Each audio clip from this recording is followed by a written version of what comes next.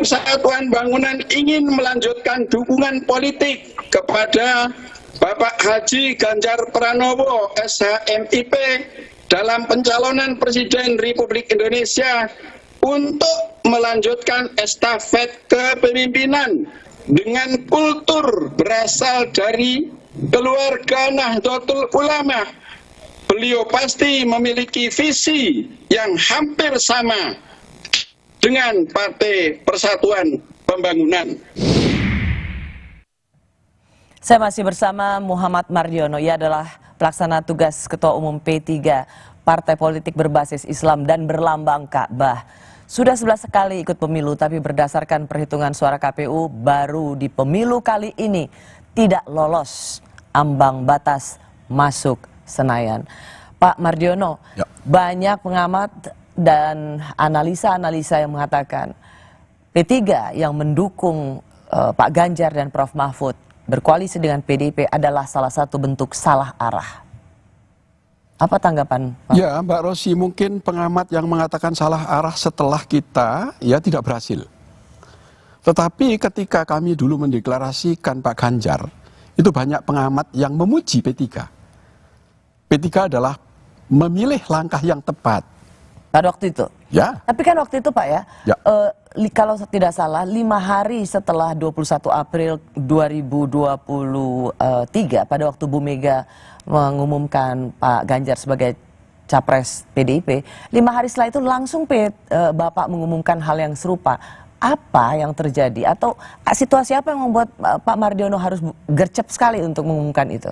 Mbak Rosi, di tingkat bawah itu sudah ada 14 provinsi, kemudian beberapa provinsi lagi menyusul dengan memberikan dukungan mengirimkan surat yang tanpa dideklar ke publik dengan melalui deklarasi resmi di lapangan. Itu sudah jumlahnya 16 lebih, artinya kita sudah 16 lebih. Ya, provinsi yang mendeklarasikan Pak Ganjar.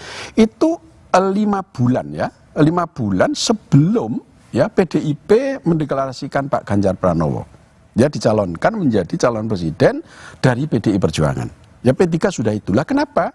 Karena memang di bawah sudah juga membaca bahwa survei-survei Pak Ganjar pada saat itu sangat tinggi di antara tokoh-tokoh yang lain. Pada waktu itu memang tinggi. Begitu. Ya. Tapi apa yang membuat Pak Mardiono meskipun ada surat dari provinsi untuk merekomendasikan, tetapi kemudian 5 hari setelah itu langsung mengumumkan? Karena misalnya begini Pak, survei dari LSI itu Oktober 2023 itu mencantumkan bahwa kalau pemilih P3 itu secara internal P3 itu 41,9%-nya itu justru memilih Pak Prabowo. Lalu kemudian 33%-nya pilihan pada Pak Anies. Baru kemudian di bawah itu baru 25% pilih Pak Ganjar. Yang ingin saya katakan adalah 2 justru yang teratas itu adalah bukan dari capres yang Pak Mardiono umumkan. Ini yang disebut sebagai salah langkah dan salah memilih Pak Capres. Jadi harus kita pisahkan. Jadi survei yang menilai secara umum bahwa Pak Ganjar saat itu ada di yang tertinggi di antara tokoh-tokoh yang lain, ini harus kita tempatkan yang pertama dulu. Nah kemudian survei yang mengatakan bahwa konstituennya P3 ini berada dalam posisi ketiga arah itu adalah hal yang berbeda. Ya, tetapi kan saya sebagai ketua umum partai saya harus menjawab ya dari apa yang digagas oleh grassroots kami, dan kemudian saat itu survei secara umum memang Pak Ganjar dia unggul. Nah kemudian kalau tadi Mbak Rosi bertanya dengan P3 bahwa kenapa kok seburu-buru itu ya kita ingin segera meluruskan kepada tadi yang kalau dari survei maaf ya Pak Mardiono, kan waktu itu sebenarnya sudah ada KIB ya kalau nggak salah waktu itu. Ada Golkar, ada PAN, dan Pak Mardiono juga ada di situ. Tetapi kan kemudian Pak Mardiono yang lompat sendiri.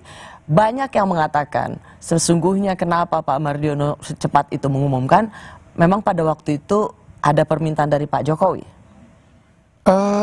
Enggak ya, kalau dalam hal permintaan agar saya mendeklarasikan tentu itu tidak. Ya, tetapi kemudian saya atau P3 sebagai partai koalisi pemerintah ya, karena P3 sebagai koalisi pemerintah, ya tentu dalam hal tertentu kita mendiskusikan dalam hal perpolitikan nasional kita, perpolitikan P3 tentu itu tidak akan terelakkan. Ya tentu ada itu komunikasi itu. Kan mustahil. Dan maksudnya linearnya adalah Pak Jokowi PDIP, Pak Ganjar, sehingga merasa menjadi bagian dari pemerintah, keputusan itu yang Pak Mardiono ambil. Kira-kira itu yang ingin Pak Mardiono katakan? Bagian. Ya, bagian. Tentu analisa politik itu tidak kemudian muncul dari satu sumber analisa ya. Tentu kita merangkum dari banyak analisa yang terjadi, yang muncul kemudian menjadi sebuah kesimpulan.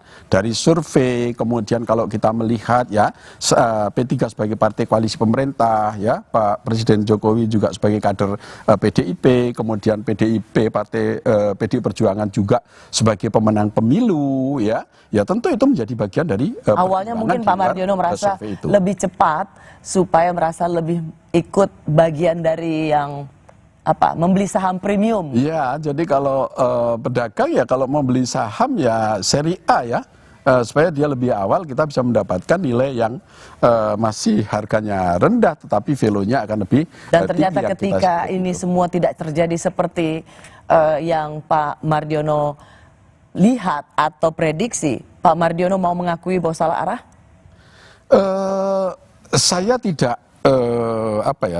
tidak memutuskan dalam hal ini kemudian bagian menjadi salah arah, tidak, tetapi saya akan menempatkan dari bagian dari ini pembelajaran sebuah perjalanan politik yang ini harus kita catat penting ya untuk dijadikan pijakan ya untuk di masa-masa yang akan datang. Itulah, ini adalah pilpahit. Pelajaran apa misalnya bahwa jangan terlalu cepat atau kemudian jangan karena begini kan Pak Mardiono kan awalnya one team press, ya, juga masih utusan presiden, ya, artinya memiliki jalur komunikasi yang tentu tidak sulit. Mengapa itu tidak bisa Bapak sense politik itu tidak bisa Bapak dapatkan? Atau membaca arah itu tidak bisa Bapak dapatkan? Saya pikir kita harus pisahkan ya dalam konteks kita sebagai koalisi pemerintah ya, Bapak Presiden sebagai kepala pemerintahan dan sebagai kepala negara ya. Nah kemudian partai politik itu adalah partai politik ya, harus kita pisahkan walaupun juga partai politik P3 ini sebagai partai yang menjadi koalisi pemerintah. Jadi konteksnya ini tidak seperti kemudian komandan ya, sebuah komandan batalion ya sebagai komandan sebagai prajurit, itu konteksnya bukan ada di situ. Kemudian komunikasi yang tadi Mbak Rosi maksud dengan Bapak Presiden, tentu komunikasi itu ada, tetapi harus terpisah mana komunikasi dalam kedinasan saya, apakah itu baik pada saat itu saya menjadi menjadi anggota Dewan Pertimbangan Presiden yang dimana saya membidangi bidang kesra, kemudian saya sebagai utusan khusus Presiden setelah saya menjabat sebagai ketua umum partai politik karena itu undang-undang tidak mengizinkan, ya tentu komunikasi yang kita bangun kepada Bapak Presiden adalah komunikasi kedinasan. Kemudian saya sebagai ketua umum banyak ketua umum partai lain juga membicarakan banyak hal tidak tentang partai kedinasan. Banyak juga bertemu untuk membicarakan hal-hal yang bersifat di luar urusan kabinet, tapi tentang kebangsaan, yaitu soal politik Indonesia. Kalau Pak Mardiono tidak mengambil langkah itu, ya berarti Pak Mardiono nggak salah kalau ketinggalan kapal. Saya juga bertemu sama dengan ketua-ketua umum partai politik yang terdahulu ya. Misalnya apakah bertemu khusus dengan Bapak Presiden ya, 4 mata misalnya, sama, kita juga lakukan itu. Kita juga dan waktu itu arah pembicaraannya apakah memang sebenarnya ya memang harus mendukung atau ada semacam gesture bahwa memang mendukung Pak Ganjar atau kemudian hal yang lain? Karena saya ingin mendapat gambaran bagaimana mungkin P3 yang dianggap rasanya tidak memiliki karakter yang cukup pas untuk segera buru-buru, dan tapi ternyata itu diambil oleh Pak Mardiono, dan ternyata ini akibatnya lihat tidak P3 harus mengambil risiko kehilangan pemilih tradisionalnya. Kan ada partai yang tidak selamat di bawah kepemimpinan Pak Mardiono. Ya sekali lagi saya tidak ditinggalkan oleh pemilih tradisional itu tadi ya, karena P3 saat ini secara nasional itu di kabupaten kota di daerah tadi kita masih mendapatkan 8 juta lebih suara. Oke, kalau Posisinya begitu juga saya ganti masih. pertanyaan. Ya, Apakah dengan buru-burunya atau gerak cepatnya ikut mendukung Pak Ganjar Pranowo karena sudah ada Mas Sandi Uno yang bergabung dengan P3 keluar dari Gerindra dan itu harapannya adalah supaya wakil dari Pak Ganjar itu adalah Mas Sandi Uno supaya P3 juga punya kotel effect. Betul. Itu. Ya, itu saya jawab benar. Jadi P3 setelah mendeklarasikan Pak Ganjar tidak lama memang waktunya, kemudian kita mendeklarasikan Pak Sandi sebagai calon wakil presiden yang diusung oleh Partai Persatuan Pembangunan. Itu memang Kompas TV juga merilis itu. Publik sudah mengetahui itu. Karena secara resmi memang kita dideklarasikan waktu itu di Hotel Sultan. Oke. Ya. Kalau itu tidak terjadi, Ya, dan kemudian tidak ada strategi yang berubah, ya.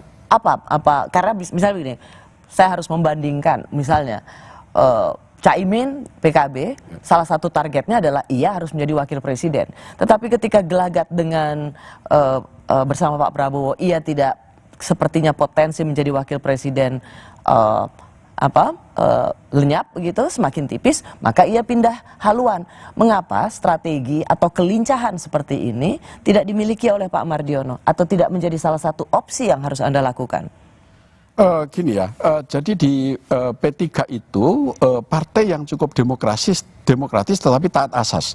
Jadi di P3 itu ada 4 majelis. Dari 4 majelis itu berpedoman pada 6 prinsip perjuangan partai yang ditinggali Singkatnya, oleh para Pak pendiri. Mardiono? Ya, dari situ maka tidak kemudian semua keputusan P3 itu kemudian bisa diputuskan oleh seseorang untuk mudah untuk membalikkan arah itu juga tidak mudah. Ya, nah oleh karena itu P3 selalu menjalankan keputusan-keputusan dengan senantiasa taat asas. Mengapa pilihan-pilihan untuk menyelamatkan partai demi perolehan suara atau kotel efek itu tidak menjadi prioritas? Ya, kita sudah memilih dan tentu ini tidak terlepas ya, tadi saya sampaikan bahwa kita memilih bersama-sama dengan PDI Perjuangan, kemudian kita mendeklarasikan Pak Ganjar, kemudian ada Pak Sandi yang kita deklarasikan sebagai calon wakil presiden. Ini tidak terlepas dari tingkat hasil keputusan strategi politik ya, yang secara bersama-sama tentu ya, yang mata rentenya tentu tidak bisa diputuskan ya antara partai yang kita sebut sebagai koalisi, tapi kalau Bu Mega beliau tidak menyebut koalisi ya, tapi kerjasama politik ya, oke lah itu kita sebut sebagai kerjasama politik. Itu juga tidak terlepas ya dari keputusan-keputusan arah politik itu. Atau sebenarnya karena sudah ada Mas Sandi di P3, posisi P3 jadi serba salah. Mau ke Pak Prabowo sudah mungkin karena relasi, mau menawarkan Mas Sandi juga sudah tidak mungkin karena ia berasal dari Gerindra. Mau masuk ke koalisinya Anies sudah ada lebih dahulu Mas Ahaye dan kemudian ada Caimin. Jadi posisi P3 ini tidak punya keleluasaan untuk bermanuver karena tidak ada ketokohan. Sudah ada Mas Sandi situ yang membuat P3 semakin terkunci dan nggak bisa ngapa-ngapain. Iya, tentu itu juga menjadi bagian ya. Kita sangat berharap sesungguhnya kami banyak juga, kalau saat itu ada juga pengamat politik ya yang mengatakan bahwa P3 dengan kehadiran Pak Sandi itu mendapatkan durian runtuh. Itu kalau nggak salah Mas Adi Prayitno ya. Saya berharap itu bisa. Memang itu menjadi harapan besar bagi Partai Persatuan Pembangunan. Tetapi harapan itu kan tidak seperti apa yang kita bayangkan dalam pikiran kita. Ya, implementasi politik di lapangan itu ternyata beda realitasnya karena yang menjawab ini adalah rakyat. Itu ya, ketika ya kami sesungguhnya sangat berharap ya dengan Pak Sandi itu dengan tingkat popularitas yang menurut pandangan kami itu lebih populer ya. Populer. Itu saya harapkan ya akan kita mendapatkan kotel efek itu. Tapi belum ya. Tapi kita masih terus berjuang bersama agar kiranya nanti terus akan. Tapi ini juga menjadi cerminan P3 bahwa P3 tidak lagi seperti dulu dengan begitu banyaknya tokoh-tokoh politisi yang tidak saja dihormati, populer, karismatik. Ini sesungguhnya menjadi salah satu pelajaran P3 bahwa setelah mungkin terakhir Pak Hamzahas, P3 sudah kehilangan tokoh karismatiknya atau personanya.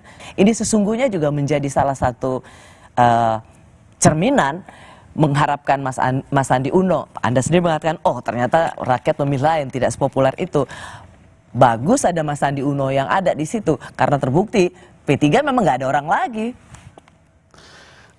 Enggak juga sebenarnya ya. Di P3 itu ada tokoh karismatik kita yang besar, yaitu dulu ada Kiai Haji Maimun Zubair. Ya. Oh, ya. Itu menjadi guru panutan kami semua. Kalau saya mengatakan dalam politik praktis sekarang, iya. betul-betul kehilangan siapa yang ada di panggung politik praktis Iya, sekarang, iya. yang bisa dianggap menjadi brand politik P3. Nah kemudian dari ketokohan Kiai Haji Maimun Zubair almarhum Al-Mukarram itu juga dilanjutkan oleh putranya, putra mantunya, yaitu Pak Kiai Haji Mustafa Aqil Sirot, di mana beliau juga adiknya Kiai Haji Kiai Said Aqil Sirot, mantan ketua PBNU, adiknya. Ya, cucu-cucunya juga mencalonkan ya di daerah pemilihan baik itu Jawa Barat maupun Jawa Tengah. Jadi ketokohan itu kita juga masih menempatkan berketokohan yang linier secara temurun ya, secara temurun, termasuk putra dari Kiai Haji Maimun Zubair dan lain sebagainya. Jadi kalau kita berarti ketika memang masih ada tokoh-tokoh yang karismatik, yang dianggap mampu membawa P3, ketika itu tidak muncul dan berpengaruh pada suara, Anda harusnya bertanggung jawab sebagai PLT. Sangat bertanggung P3. jawab. Dan saya akan bertanggung jawabkan ini dunia akhirat. Ya, saya sebagai kader P3 yang lahir dari bawah. Saya memulai meletakkan kaki saya dalam perpolitikan nasional kita, bukan berada dalam partai-partai yang lain. Saya menginjakkan kaki saya ini dari Partai Persatuan Pembangunan. Apakah bentuk pertanggungjawaban Anda itu juga akan berimplikasi untuk menyelamatkan partai ini lolos ke parlemen? Apakah itu bagian dari pertanggungjawaban Anda? Itu adalah bagian pertanggungjawaban. Jadi Anda merasa pertanggungjawaban Anda ini juga termasuk mengantarkan P3 ke parlemen? Apakah ini artinya akan bergabung dengan koalisi Prabowo Gibran? Kami kembali saat lagi.